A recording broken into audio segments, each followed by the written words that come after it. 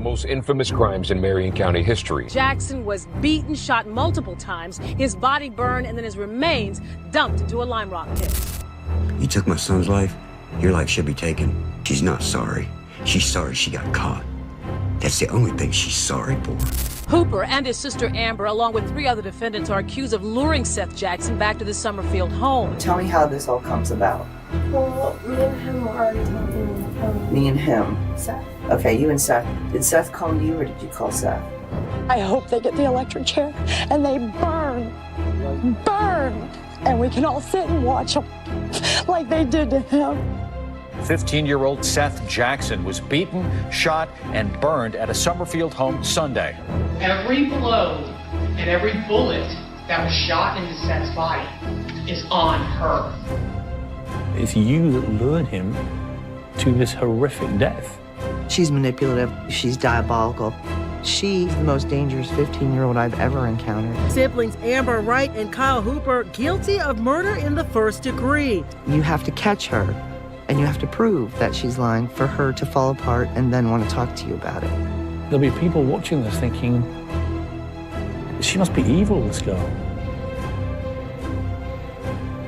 I'm not evil. I'm not.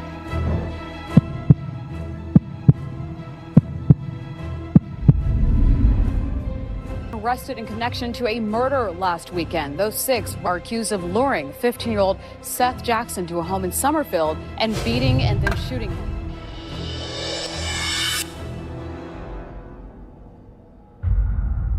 Tonight, we delve into another case that exposes the darker side of the human mind as we explore the disturbing stories of female criminals. This is a chilling descent into the heart of teenage malice, a narrative where a trivial argument festered into a calculated, unspeakable act of evil. My name's Rhonda, and you must be Kyle. Yes, ma'am. Tell me the story that you told your mom and start from the beginning, okay? Okay. Seth wanted to talk to my sister when they come in the house, and I don't like the kid completely because he has put his hands on my sister. Okay? We unravel the case of Amber Wright, a young woman who, at just 15 years old, orchestrated the brutal and unimaginable murder of her ex-boyfriend Seath Jackson. What began as a foolish feud, a common teenage squabble, ultimately spiraled into a crime so vile, so devoid of human empathy, that it exposed the true face of depravity. The horror of what transpired is almost beyond comprehension. And I hit him over the head with a stick. Who'd you hit? Seth. Okay. And he was in the chair, and I got in the kitchen. I said, now get the fuck out the house. And then all of a sudden I hear, bam, bam, bam. Mike sitting there laying bullets into him. Prepare yourself as we confront the raw and disturbing truth behind a murder that shocked a community and unveiled the chilling darkness within a group of seemingly ordinary teenagers.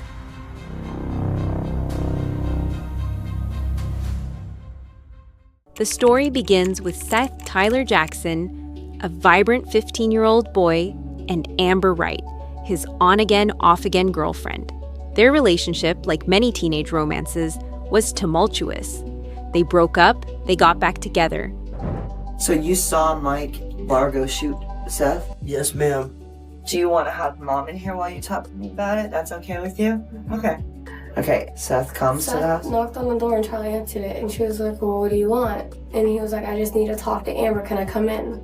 But their final split in April 2011 would set in motion a chain of events that would end in unspeakable tragedy.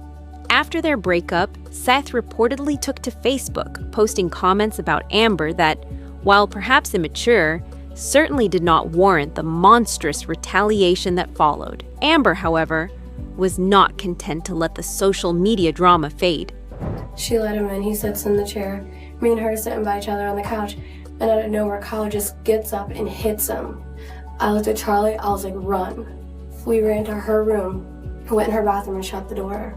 And we heard another door just fly open, and we just heard gunshot after gunshot after gunshot. Her anger festered, and she quickly found a new boyfriend, 18-year-old Michael Bargo. It was with Bargo and a volatile group of their friends, Amber's own brother, Kyle Hooper, Justin Soto, and Charlie Ely. that a sinister plot for revenge began to take shape. This was not a moment of impulsive rage, but a chilling, slow burn of hatred and manipulation that would soon engulf them all. So when did you guys finally come out of the room? The next morning. Okay, about what time? We didn't wake up till maybe 11, 12 o'clock. Was anything different? The stage for this horror was set in a trailer home in Summerfield, Florida. This seemingly ordinary residence would soon become a chamber of unimaginable torment. The group, fueled by anger, jealousy, and a profound lack of moral compass, was consumed by a collective thirst for a lesson to be taught. But the lesson they intended to impart would not be a mere inconvenience. It would be a gruesome and permanent end to a young life. Oh, it just smelled like pure bleach in the house. That's it. Okay. Like, they tried to clean something up. Okay.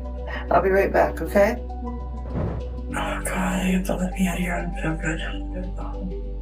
I'm sick.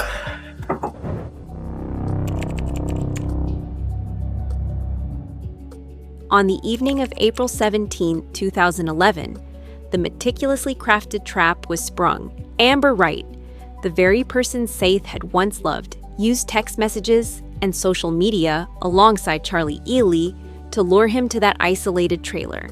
The bait was a false promise of reconciliation, a cruel manipulation designed to disarm him. Seath, perhaps hopeful for a reunion, walked willingly into a meticulously planned ambush.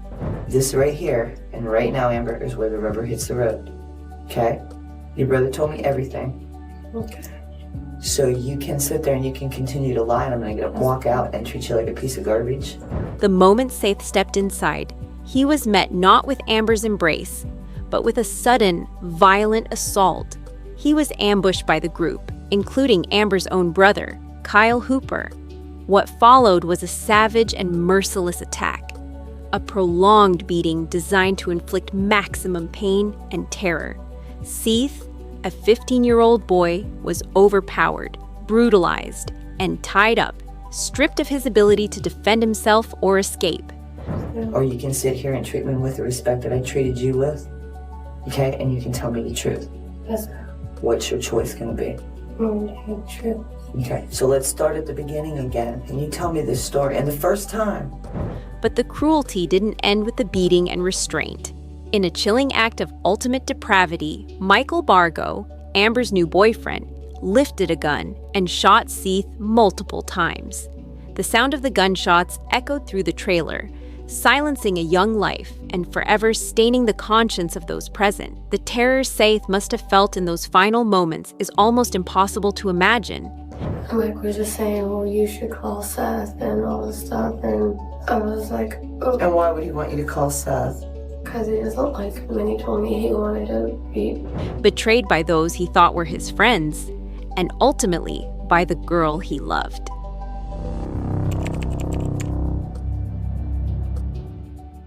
The murder itself was horrific, but what the group did next revealed a level of inhumanity that defies all understanding. After extinguishing Seath's life, they turned their attention to his body, not with remorse, but with a cold, calculated intent to erase their crime.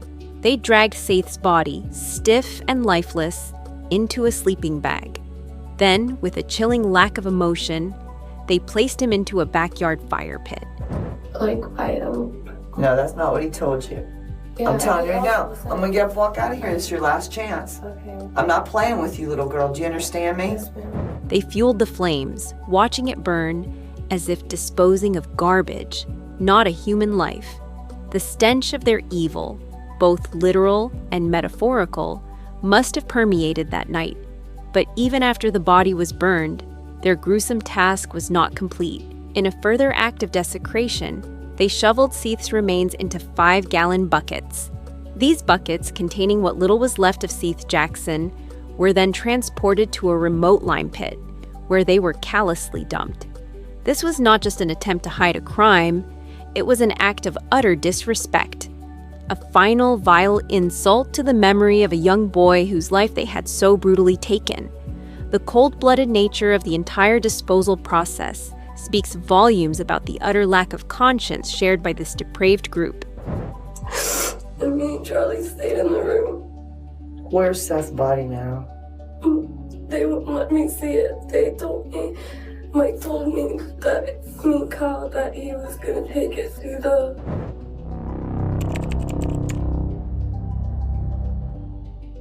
The search for Seath began almost immediately after his distraught parents reported him missing. Their frantic pleas for information quickly led investigators to the last known people to have seen him, Amber Wright and her circle. What followed was a painstaking investigation, piecing together fragments of information from teenagers who initially denied any involvement. Yeah, but it's not our fault. Hell, I don't even like them fucking kind of people, and I'm one of them now. I don't need... And I didn't even do anything. Yeah, I didn't want none of this to happen. Neither did we. As police gathered more evidence, the stories began to unravel, the pressure mounted, and the fragile web of lies spun by the co-conspirators began to break. Amber Wright, the architect of the lure, eventually admitted to her role in bringing Seath to his horrifying end. Her confession, though chillingly delivered, provided the crucial pieces needed to understand the full scope of the atrocity. The legal proceedings were as complex as the crime itself. Amber's first conviction for first-degree murder was later overturned due to a critical legal error. Police failed to properly read her Miranda rights during her initial interrogation. Me, Charlie, my brother. Okay, so Kyle knew about it. Did Mike know about it? Possibly. Was there a lot of people in the neighborhood just that ran around with you guys that knew this? Yeah. Because your mom, I understand, knew it. It was a setback, but justice, though delayed, would not be denied. She was retried, and despite the legal challenge, she was convicted again. Amber Wright was ultimately sentenced to life in prison without the possibility of parole. Michael Bargo, the shooter, also received a life sentence. The other accomplices, Kyle Hooper, Justin Soto, and Charlie Ely, received varying lengthy prison sentences for their roles in the murder. Okay. So Seth had called you a few days before. You called him back, and what day was that? Today's Tuesday. Yeah. I think it was Sunday night. Sunday night? It was the night that this all happened. Okay, so you called Seth, and what did Seth say? Justice in this case was a hard-fought battle, but it eventually brought accountability to all involved in this heinous crime.